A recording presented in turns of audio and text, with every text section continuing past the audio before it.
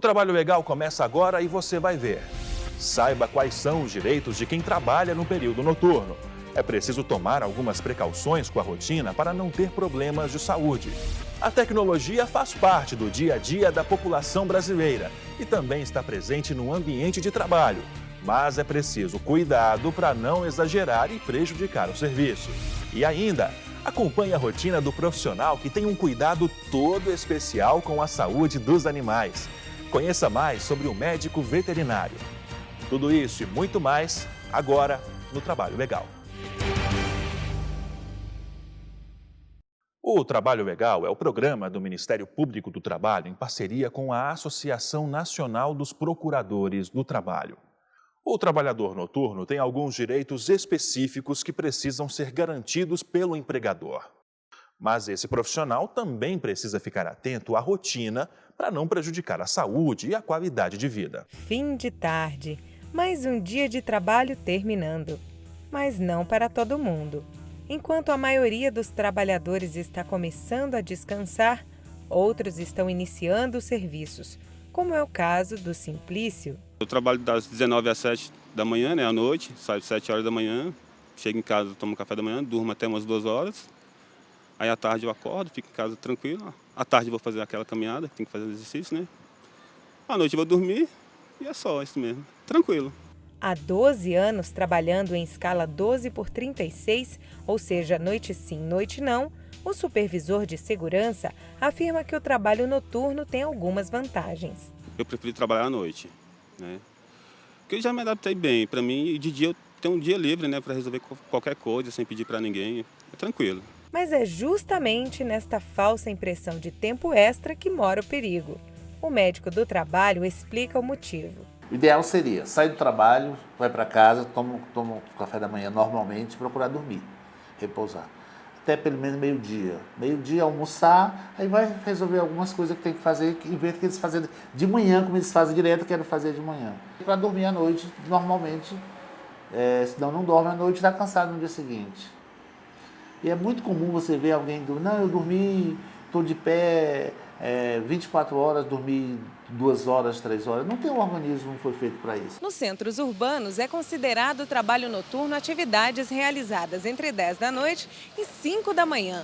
E por conta do desgaste biológico de quem trabalha no período, a lei estabelece uma recompensa financeira chamada de adicional noturno. A hora de quem trabalha à noite também é contada diferente. Neste caso, 1 hora é igual a 52 minutos e 30 segundos. Como adicional noturno, ele é pago para o trabalhador que exerce atividade laborativa das 22 às 5 horas da manhã. Se ele exercer atividade mista, esse adicional será computado a partir das 22 horas. Então, se ele entra, vamos supor, às 18 horas e trabalhar até meia-noite, então ele vai receber 2 horas de adicional noturno. Da mesma forma, se aplica também no caso do trabalhador que entra às 10 horas e sai, por exemplo, às 6 horas da manhã. Quem trabalha até depois das 5 da manhã tem o direito de receber o adicional de acordo com uma súmula do Tribunal Superior do Trabalho. Entende-se que o horário é noturno, porque às vezes o trabalhador ele trabalha ali até 8 horas da manhã. Né? É um desgaste, não tem por que não pagar. Então a súmula 60 do TST prevê esse pagamento, em que o trabalhador também é beneficiado caso ele ultrapasse as 5 horas da manhã para receber o adicional noturno.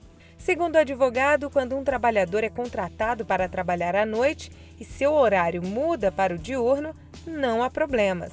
Mas se ele for contratado para trabalhar durante o dia e for remanejado para a noite, a situação é diferente. Nesse caso, o contrato pode ser até rescindido por culpa do empregador, né? Porque não é uma situação benéfica, ela se transforma numa situação mais maléfica, né, na verdade, contra o empregado, que se vê numa situação que não é nem recomendável trabalhar no período noturno, porque a situação biológica e psicológica do ser humano é totalmente outra, não é feita para o trabalho à noite. Este vigilante trabalha à noite há 10 anos e isso já trouxe efeitos negativos para a saúde. Há 5 anos, Edson teve câncer. Segundo ele, entre os fatores apontados pelo médico para o desenvolvimento da doença, estavam o frio excessivo a que ele ficava exposto durante a noite e a má alimentação. Eu trabalhava à noite, chegava de dia, dormia o dia todo, às vezes não almoçava, né? Então contou muito, a alimentação e a noite de sono, no frio, né? O especialista alerta para o início de problemas de saúde relacionados ao trabalho noturno. Os maiores problemas realmente começam em casa, com o relacionamento do casal, por conta dessa deficiência, distúrbios sexuais e mais tarde, posteriormente, pode levar a câncer. Tem histórico de muitos pacientes que chegam a câncer. O câncer ficou para trás e, apesar do susto, o vigilante ainda prefere trabalhar à noite. Segundo ele, mesmo com todos os desafios para organizar a rotina de descanso e boa alimentação, sua qualidade de vida é melhor com o trabalho noturno. Porque durante o dia fica mais complicado, né? Pegar trânsito de manhã, engarrafamento, sair de casa cedo, 4h30 da manhã, né? Como eu moro no Goiás, né? Então ficava mais puxado. Então, durante a noite, já tem um benefício melhor porque você não pega engarrafamento para vir nem para voltar para casa, né? Seja por escolha ou por necessidade, o fato é que o trabalho noturno existe e não dá para fugir. Assim, a melhor saída é cuidar da saúde. Afinal, sem saúde, não há trabalho. Alguns negócios conseguem superar o passar dos anos, o crescimento da tecnologia e a crise. Tudo isso para se manter no mercado. Graças à persistência dos donos e à fidelidade dos clientes, ainda é possível encontrar, por exemplo, uma loja de discos de vinil. O século XXI é considerado a era da tecnologia. CDs e DVDs são algumas das mídias digitais que facilitam o entretenimento de muitas pessoas. Mas também há aquelas que ainda preferem resgatar o passado. E uma das tradições de décadas passadas que ainda fazem sucesso são os discos de vinil.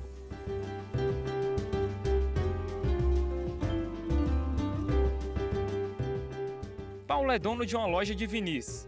Estendendo o negócio criado por seu pai há 27 anos, o comerciante mantém uma relação próxima com os clientes, que negociam, trocam, vendem e até doam os discos para alimentar essa paixão. Como o vinil é analógico, quem sempre gostou do analógico dificilmente trocaria por uma mídia digital, por uma mídia de MP3 e YouTube também, com certeza, a qualidade não seria melhor do que um vinil.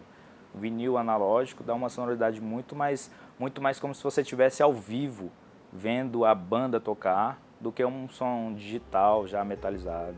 Com mais de 8.000 vinis listados, Paulo mantém sua loja com muita dedicação. Amante de discos, além de colecionar, aprendeu a gostar desse tipo de comércio. Apesar da crise no país, o comerciante garante que a procura das pessoas pelo produto ainda é alta. Crescemos aqui dentro, crescemos escutando discos, a gente aprendeu a gostar do comércio e principalmente a gostar desse tipo de comércio. Então acho que é o principal para se manter foi o amor que a gente tem por essa loja. E aí a gente, claro que existiu uma fase de crise nesse setor que a gente teve que encarar de frente mesmo, foi duro, mas conseguimos manter e hoje ele está em um crescimento de alguns 3, 4 anos para cá, tem um crescimento muito bom da procura de vinil. Outro entretenimento muito comum entre as pessoas é a leitura. Foi aí que Cida resolveu investir no negócio e virou dona de um sebo, que basicamente é um estabelecimento que revende livros usados e alguns novos também. Há mais de 30 anos, a proprietária tem na loja um grande acervo com centenas de títulos, desde literatura infantil até livros técnicos e científicos. Não é só o preço mais em conta que atrai o cliente. O local, além de ser um espaço de leitura, também tem outros atrativos para o público. Aqui se tornou um grande ponto de encontro, onde são realizados vários eventos, que reúnem desde crianças até idosos. Ademais de ser um sebo, assim, eu posso dizer que é um ponto de cultura, um ponto de encontro, né? Porque aqui na livraria a gente tem outros nichos que fornecem cultura, como por exemplo, a gente tem um auditório onde são realizados cursos de literatura, palestras, pocket shows.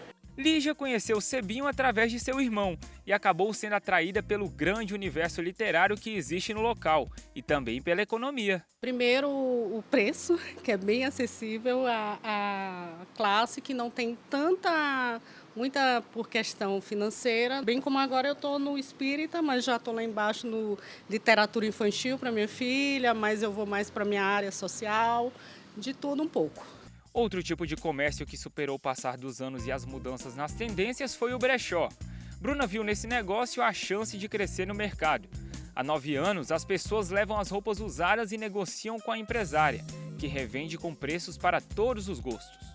Em relação a poder aquisitivo, a gente consegue atender uma diversidade muito grande de pessoas. A gente atende desde as pessoas realmente mais simples e mais carentes, que buscam as coisas mais baratas, ainda mais baratas, né, por estarem no brechó, até as pessoas que buscam apenas as coisas mais sofisticadas, mais caras, né, as melhores peças. Então, a gente consegue, no mesmo estabelecimento, vender para uma diversidade de pessoas muito grande. Mas se engana quem acha que o brechó não está conectado com as novidades. Bruna usa as redes sociais para atrair os clientes, mostrando toda a forma de trabalho e a diversidade dos produtos oferecidos no local. A gente acredita que o nosso negócio seja mais presencial mesmo. As pessoas vindo até a loja, experimentando, olhando, enfim, a gente acredita nesse tipo de negócio. Então, a gente usa as redes sociais, na verdade, para fazer propaganda da maneira como a gente trabalha, mostrando a diversidade de coisas que a gente recebe, mas não para fazer a venda direta. Exemplos como o do Paulo, da Ciri e da Bruna mostram que, com criatividade, muitos negócios conseguem se manter no mercado e podem atrair ainda mais clientes. E você vai ver depois do intervalo os cuidados que devem ser tomados para não exagerar no uso da tecnologia. É rapidinho, voltamos em 1 minuto.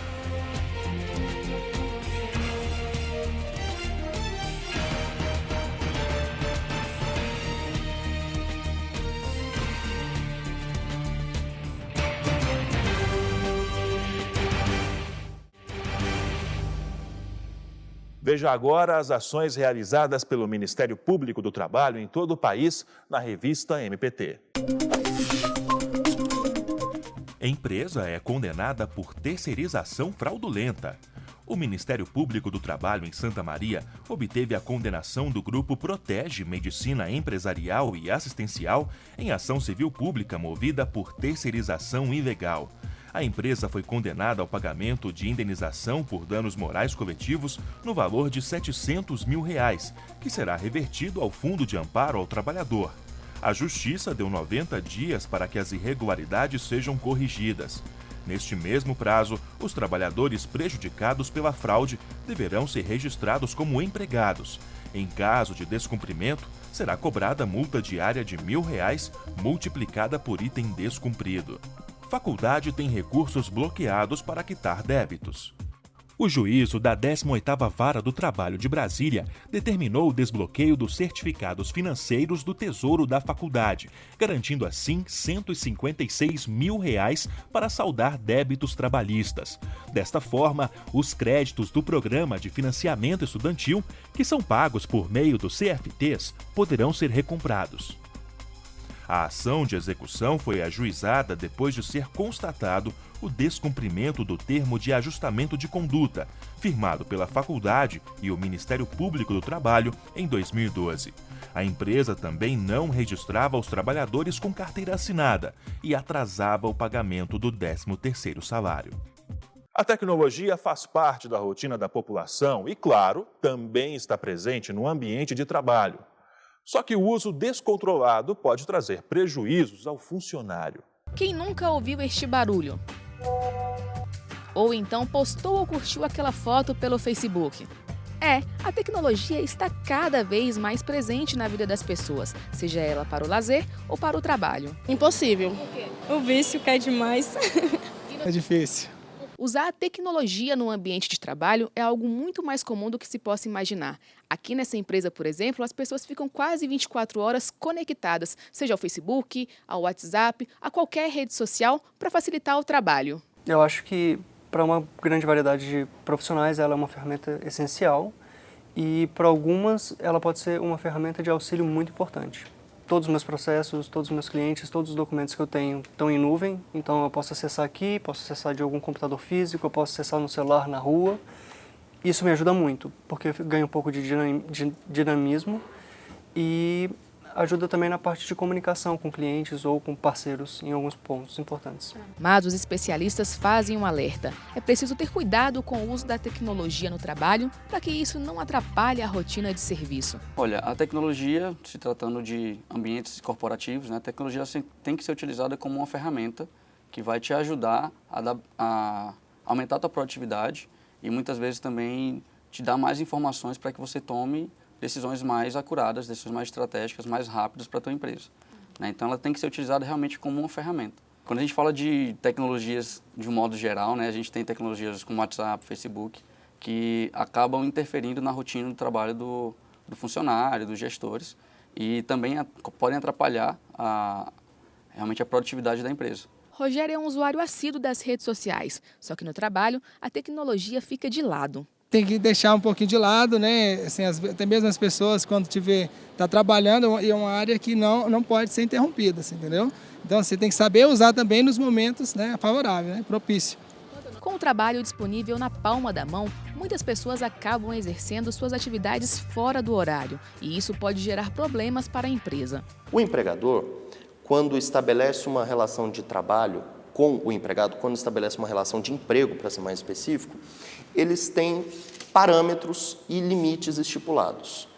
Um dos limites que sempre vai estar estipulado no contrato de trabalho é a carga horária.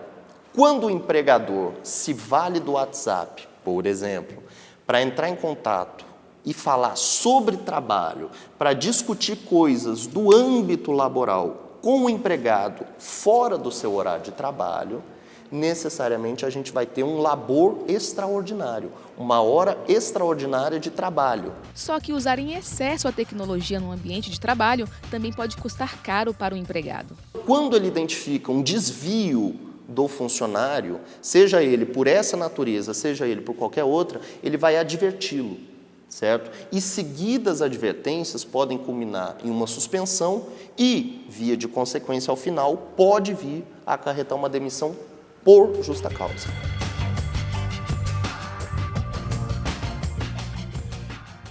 O Trabalho Legal faz agora uma pausa e vai mostrar depois do intervalo parte da rotina de um médico veterinário.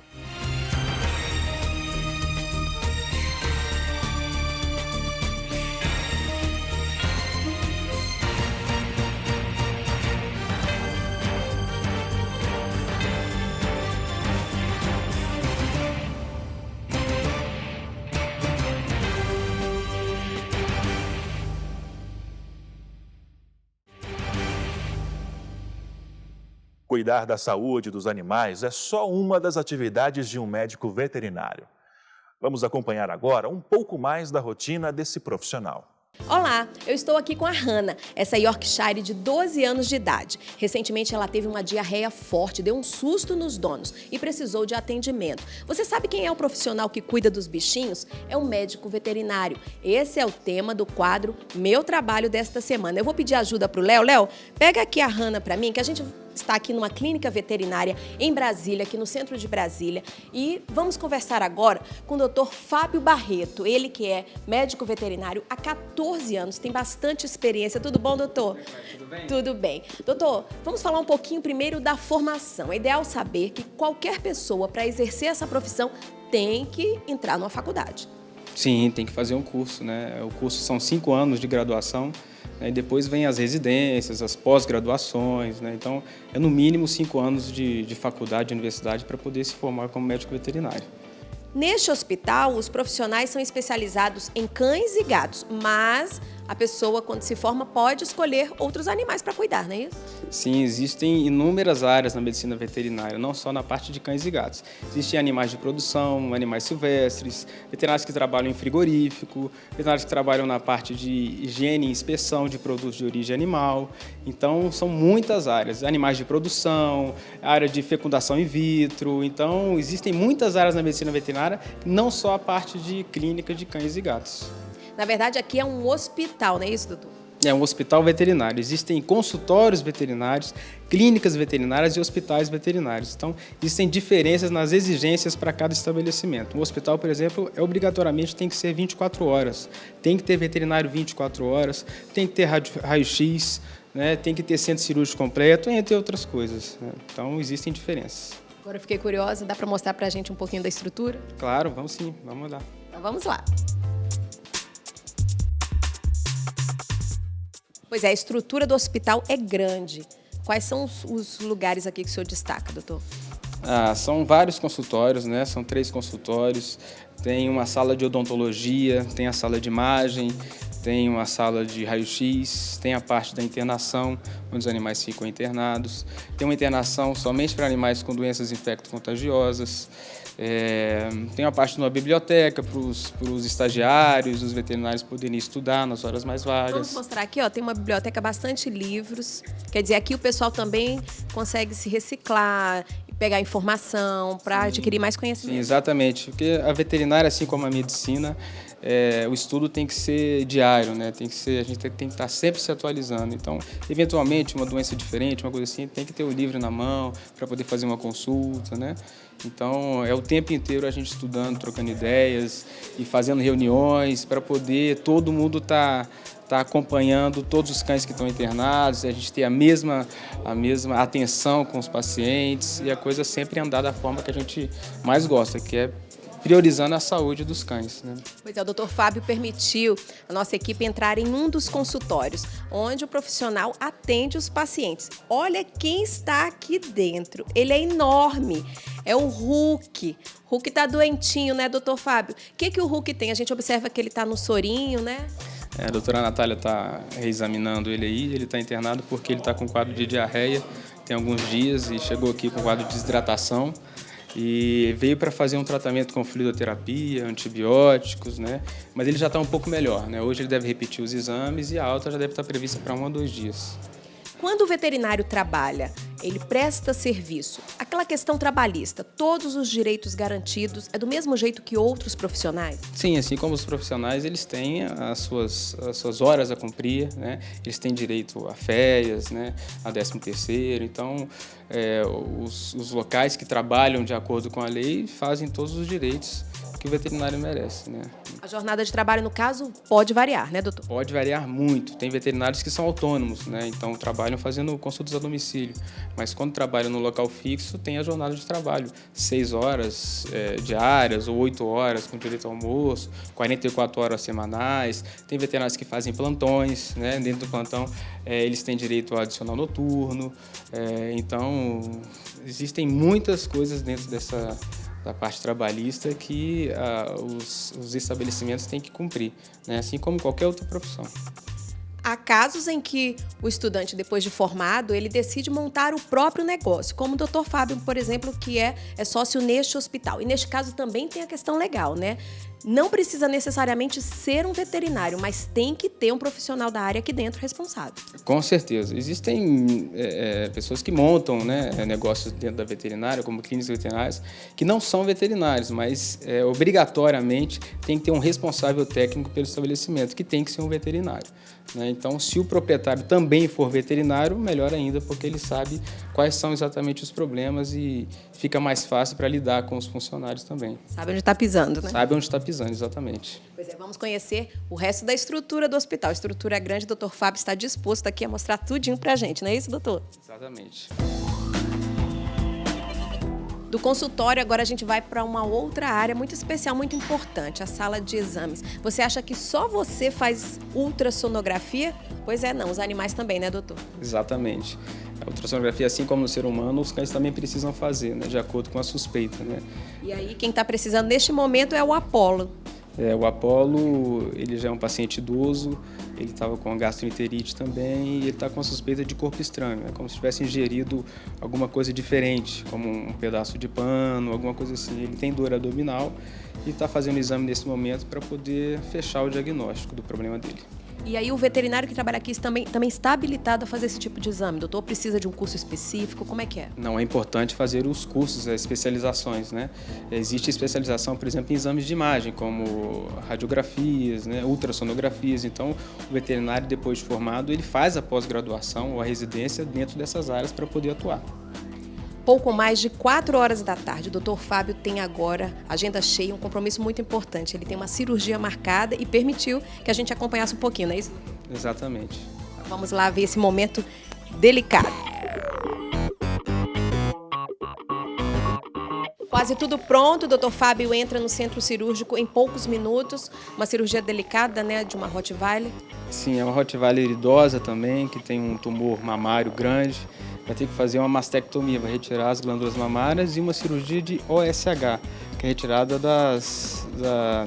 do útero, dos ovários, né? Então é uma cirurgia um pouquinho demorada, em torno de 1h30 mais ou menos, mas ela está bem, foram feitos todos os exames pré-operatórios necessários, a cirurgia provavelmente vai correr tudo bem. O senhor, ao lado de um anestesista, essa é a regra, ele precisa estar o tempo todo lá dentro. E qual a questão da vestimenta, né? É igual com o médico que vai operar um ser humano? Exatamente, o centro cirúrgico só entra com um pijama cirúrgico, né, com propé para proteger, né, os calçados, e depois, além dessa roupa, a gente ainda coloca o avental cirúrgico para poder fazer uma cirurgia com o menor nível de contaminação possível, né. Dr. Fábio vai ficar quase 2 horas no centro cirúrgico, a gente vai se despedir dele aqui, mas uma última pergunta. Doutor, quem gostou dessa rotina, dessa estrutura que a gente mostrou aqui no quadro e quer ser médico veterinário, simplesmente gostar dos bichinhos, é suficiente? Não, não é suficiente. É importante, mas não é só isso, né? Tem que gostar de estudar muito, se dedicar bastante, que é uma profissão, assim como as outras, muito difícil, que requer bastante dedicação para poder ter sucesso. Obrigada, doutor. Boa sorte na cirurgia. Obrigado.